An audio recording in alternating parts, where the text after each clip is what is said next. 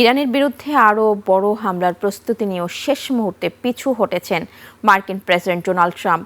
কারণ যুদ্ধ দীর্ঘায়িত হলে মধ্যপ্রাচ্যে যুক্তরাষ্ট্রের ক্ষেপণাস্ত্র প্রতিরক্ষা সক্ষমতা দুর্বল হয়ে পড়তে পারে বলে সতর্ক করেছেন পেন্টাগনের শীর্ষ কর্মকর্তারা। একই সঙ্গে ইরানের আরও বড় পাল্টা হামলা, হরমুজ প্রণালী নিরাপত্তা, বিশ্ব জ্বালানি বাজার এবং মধ্যপ্রাচ্যে থাকা মার্কিন সেনাদের নিরাপত্তা নিয়েও উদ্বেগ বেড়েছে। ফলে আপাতত বড় ধরনের সামরিক অভিযান স্থগিত রেখে কূটনৈতিক পথ খোলা রাখার সিদ্ধান্ত নিয়েছে হোয়াইট হাউস। বিস্তারিত নীলাদ্রি ফারহানের রিপোর্টে। নিউ ইয়র্ক টাইমসের এক প্রতিবেদনে বলা হয়েছে, শুক্রবার জাতীয় নিরাপত্তা পরিষদ, প্রতিরক্ষামন্ত্রী এবং শীর্ষ সামরিক কর্মকর্তাদের সঙ্গে বৈঠকের পর ইরানের বিরুদ্ধে বড় ধরনের হামলার পরিকল্পনা আপাতত স্থগিত করেছে মার্কিন প্রেসিডেন্ট ডোনাল্ড ট্রাম্প।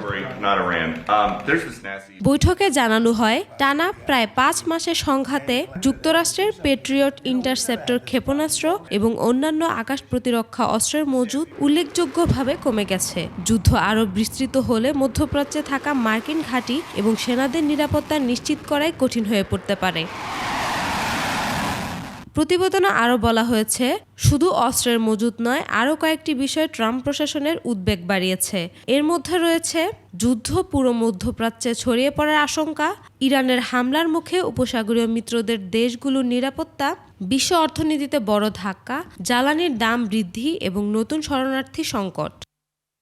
মার্কিন জয়েন্ট চিফস অব স্টাফের চেয়ারম্যান জেনারেল ড্যান কেইন ব্যক্তিগতভাবে ট্রাম্পকে সতর্ক করেছেন, নতুন করে বড় আকারের হামলা চালানো সম্ভব হলেও এতে যুক্তরাষ্ট্রের সেন্ট্রাল কমান্ডের হাতে থাকা প্রতিরক্ষা ক্ষেপণাস্ত্র দ্রুত ফুরিয়ে যাবে। বৈঠকের আগে ট্রাম্প বলেছিলেন, যুক্তরাষ্ট্র প্রস্তুত এবং প্রয়োজন হলে ইতিহাসের সবচেয়ে বড় হামলাগুলোর একটি চালানো হতে পারে। তবে শেষ পর্যন্ত সামরিক উপদেষ্টাদের মূল্যায়নের ভিত্তিতে সেই পরিকল্পনা আপাতত স্থগিত রাখা হয়েছে। Niladri Farhana, desk report, 21 television.